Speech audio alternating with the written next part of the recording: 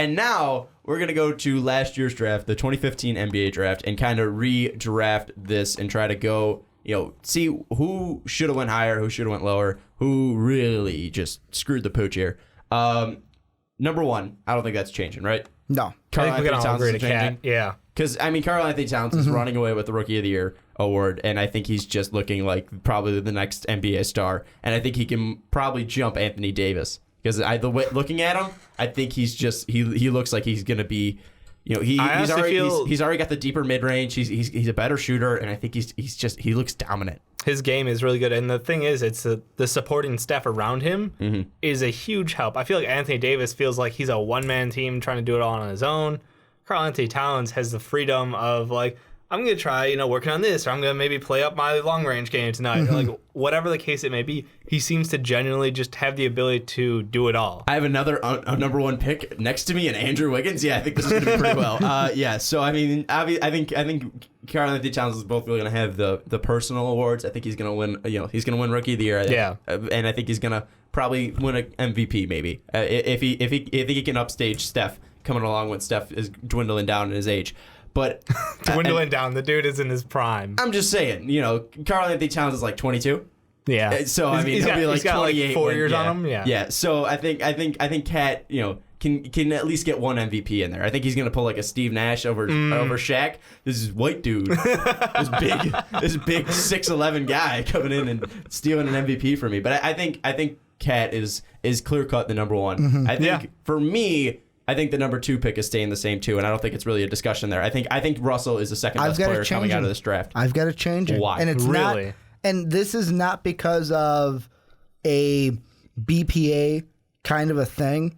At the time that, Russell would be a great pick. However, he's been a great pick when Byron Scott plays him. The one thing I think of is, Byron not playing him may go into this a little bit, but I would have maybe taken I have Winslow. And the reason being is you could have Clarkson play the point. Is Clarkson anywhere near D'Angelo Russell? Hell no. But then you have Winslow on the outside who, once Kobe, he's going to be a wing player that can stay with wing guys. And then when Kobe leaves, you don't have to worry about losing a wing guy. Okay, I don't think Clarkson think can kind of handle the ship at the point. Justice Winslow's not as good as D'Angelo Russell. I think that's your wasted a pick there. And then I think Los Angeles would look back. Think about this. D'Angelo Russell had his rough start. We can all admit to that. But when given playing time, he has lit it up. He has grown so much this year because it's not only like getting used to playing on an NBA level with NBA talent around you. Because let's be honest, he dominated on a lower level because there was that talent gap. Now he's somewhere at the bottom where it started, and he feels the need. All right, I've got to get the ball to Kobe because Kobe is Kobe. So my job is that. But Kobe's not Kobe. Well, Kobe's exactly. not Kobe. So now he's starting to work with the other guys on the team, like Clarkson, like Randall. They're developing that young core, and I feel like he's the guy to lead that core going forward. I 100% agree with you. I don't think you changed. D'Angelo Russell is the second best player, and the tank commander can't stop him. I honestly think there's Karl-Anthony Towns is here. Then there's a little bit of a gap between D'Angelo Russell, and then there's a huge, a pretty significant gap between 2 and 3. Yeah, I think D'Angelo Russell. Wholeheartedly agree. I think D'Angelo Russell can be a top 5 point guard in the league once he hits his prime. Yeah, I think Justice Winslow is a good player, but he's like a 12 and 10 guy. See, but I'm also he's just that. That's it. And he's young. He's the youngest player in this draft, right? He was like 19. I think he's 19 or 20. But with D'Angelo Russell, now people are saying with the Lakers having such a high pick, and if they get a number 1 or number 2 and add a Ben Simmons or a Brandon Ingram, I think that just turns this team into the next, because I think they're going to jump over Minnesota as the next best. Oh my God, best team. The overflowing young talent. Because that team would be stacked and ridiculous. So I think D'Angelo Russell makes this team so much better, and I think I understand what you're saying. You get him on the wing. Because I have Russell going. He doesn't fall too far. He goes to 3, gets to play in Philly. All right, so let's talk about that 3 pick. I don't agree. I've got Porzingis going 3. I also have Porzingis going 3. Ooh, I think you and me, same wavelength. See, because at this point, for me, you guys have it going on the same path. They took a big guy. So the big thing to take away here is Porzingis dropping for you. Porzingis stays the same for me. He's going to go to the Knicks at 4.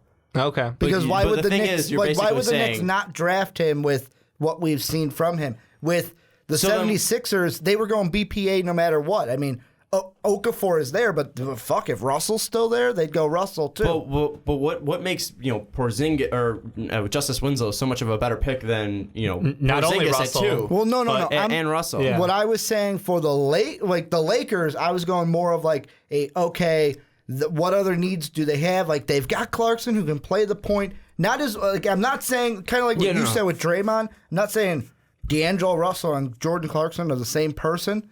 That was more of like gonna throw in need, gonna throw in who my coach is Byron Scott gonna play him right away?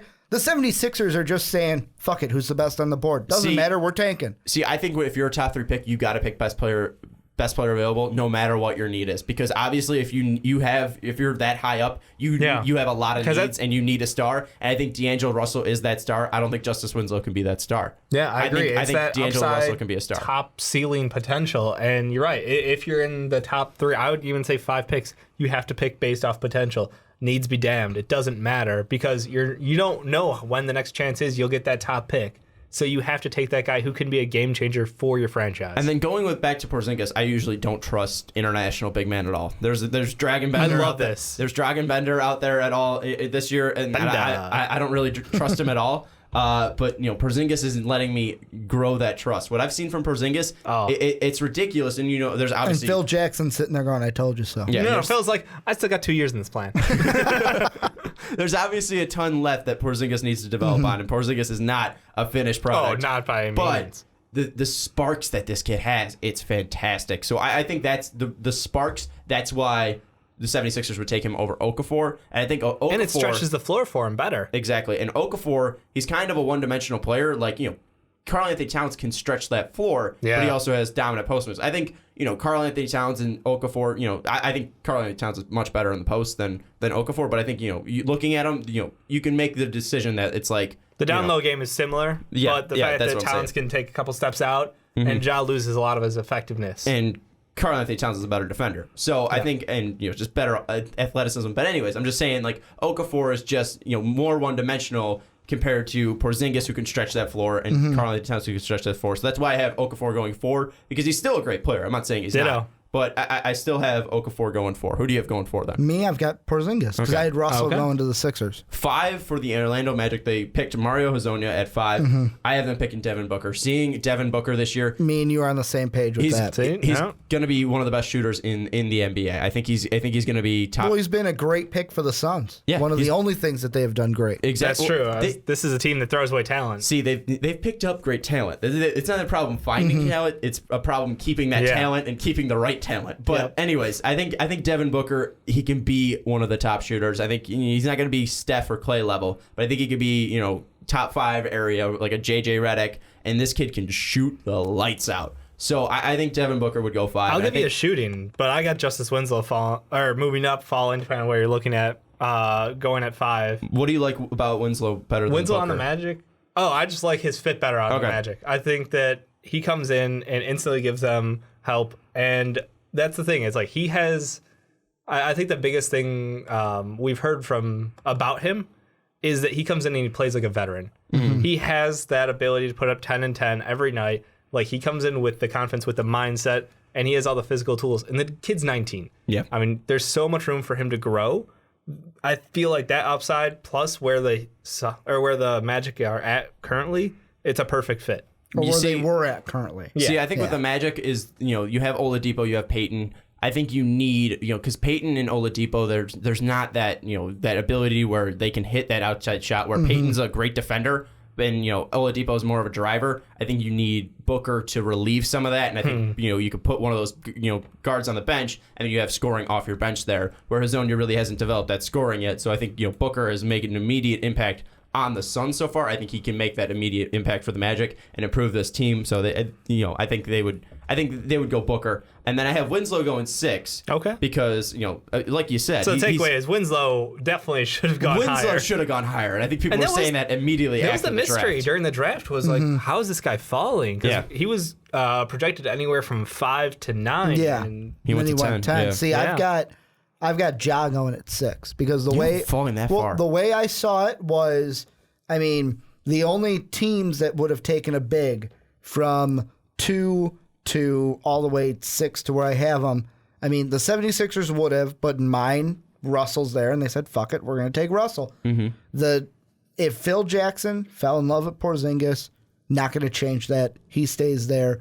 The other pick, the Magic, didn't need a big. Yeah, they joke it. And I mean, in the Kings, they took Willie Cauley-Stein, so why not take Ja instead of the Willie Cauley-Stein? They have Vucevic, and I think Vucevic is a great center, but I think if you pair Okafor and Vucevic, I think that could even work there too. So I think I would take Okafor over Booker, especially for the Magic too. Because I mean, you had Channing Frye there to start the season, but I think Okafor and Vucevic would be great because Vucevic can also stretch the floor. I think Vucevic has that mid-range jumper where Okafor can dominate. Right. It's still way early, but right now the storylines that I see, Ja may be the most overrated player. Like when we look back at this draft, we may be saying, okay, Ja was the most overrated player. I have 76ers making players look overrated. Michael Carter Williams much.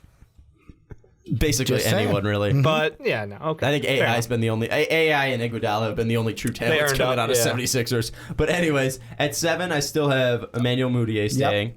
I had Moutier at 7. Yeah, I think that was a good fit for him. And he hasn't really developed so far, but he's also on the Nuggets, where the Nuggets are basically a ton of role players, and there's no one really outside of Moutier to really help him there. And then at 8, I have Stanley Johnson. I love that pick for Detroit, and I don't think that would change. That's where I got Devin Booker moving up to. So, again, I agree with your argument. Lights out shooter. He's young. He's going to be good. And I think the Pistons really do need a shooter. They've made a lot of good moves. And this roster, again, it's loaded and young. But I feel like giving them that shooter would just absolutely make that offense click. Because with Caldwell Pope and Tobias Harris, they're great players, but I think Booker does have that outside shot. So I see the fit, and I see the better fit for Stan John, but I think Booker... I see the manimal. Stanley Johnson just kind of fits those two players more than Booker, because he's kind of got that same kind of play style where physical, I'm going to take it to the rim. But I just see too much potential in Booker to fall fall that low to 8. At 9, I have Miles Turner because what I've seen, his bright spots in Indiana are fantastic, and I think the Hornets need a dominant big man because Al Jefferson's getting old there. Have you had Willie Cauley-Stein? That's who I had. Have you had him go off the board? No, he's still on the board. So you're saying you would rate Turner higher than... I think Willie Cauley-Stein is pretty overrated here because here's the thing. He's great. He's a great defender. He could block basically anything in the lane. But outside of that, I don't see a dominant post move. But he does have great field goal percentage. And I think the one thing that, and this is, of course, now we're looking in hindsight, but the main reason why Turner was under Willie Cauley-Stein at the time of the draft was the big question was his knees. Right. We had the knee surgery. So, I mean, with the knee injury / surgery, how is he going to play? Oh, are you going to roll the dice on a guy who has knee issues? I mean, look at Derrick Rose. I mean, how often have we questioned him for his knee issues? Yeah, I have Turner going 6 to the Kings because, again, they need that big. And then I've got Willie Cauley-Stein going 9 to the Hornets. Again, I feel like the Hornets did need that true center. Yeah. So, they went with Kaminsky, who isn't a true center at all. Of course not, because we like forwards. Yeah, so I'll go Miles Turner at 9. 10, to the Miami Heat, I have Trey Lyles. Trey Lyles. I like what he's been doing for Utah. I think he could stretch the floor. I like him there because, looking at Miami, they went with Justice Winslow, who can drive, but also kind of go outside. They got to steal. They got to steal. They're not going to get they're not going to get Justice Winslow there. I think Trey Lyles will fall in there. Who do you guys have Miami going there? I got Oubre. And I don't know why I have Oubre at. I feel like that's such a way to defend it there. I don't know why. Okay, here's what I'm thinking. The way with the Heat at the time, it's like, okay, what the hell do you need? The guys I have behind them, like Turner, Portis, McCall, Jefferson, I have Harold, all those players, I'm like, they'll just go with a depth guy, shooting guard, take a Kelly Oubre. Yeah. See, I'm going with Hazonia. I feel like this would be a great environment for him to learn and kind of grow because you have somebody out there who plays such a dynamic game in Dwayne Wade, and to work behind him, there's so much he could pick up. I like that. And he's not, it's the thing is, he's not that instant, like, we need this guy to go over the edge. No. He can totally come in and work his game Dave talked me into it. I'm changing my pick from Oubre to Hazonia. Because that's the thing, like, Dave talked me into the Hazonia fit too because I'm 'Cause thinking about I it now. don't Why have do they need Hazonia him? up Because they there. have Whiteside and they have Bosch. So all right, so now Bosch. Nailed Hazonia it. going Not 10 Bosch. to Miami. Not Bosch. They have Bosch. Bosch. 11, I have Willie Cauley-Stein just because I think the Pacers need a big man See, I got desperately. Miles Turner. And I got he's Stanley the next Johnson. big man off the board. There you go. All right. And So- you got Stan John. Yeah. Stan 12, John's more of a 3 than a 4, though. Oh, I right? know. Yeah. Okay, But I but like he the- can play. He can play like a stretch 4 if you really I want just him like to. watching Stanley Johnson. I think regardless of the team, he's a good put everywhere. Yeah. Put him with Paul George and anywhere. Montalis. At 12, to the Utah Jazz, I did have Hazonia, so now that would be Trey Lyles. So Trey Lyles goes to the Utah Jazz no matter what. Then, Interesting. 13, I have Frank Kaminsky. Hey, we matched up there. Wait, who did you say? I know you said 12. Did you I've got say 12, you're 12? is Bobby Portis. Yeah, I've got Bobby Portis too. But you guys really like Bobby Portis. Yeah, What do you well, think? I saw they went with the big man and Lyles, and I like what Portis to me.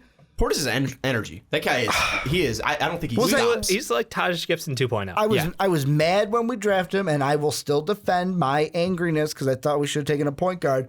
But What I have point been. guard was that? I stood Yeah. Tyus Jones. Tyus Or, Benchwarmer You know Jones? who I really Tyus want? Jones. I really wanted Tyus was my first. I would have been happy with a DeLon Wright, but he went a few picks before us. But I like what Bobby's been doing, and I'd put him right at the Jazz. Kid's got an engine.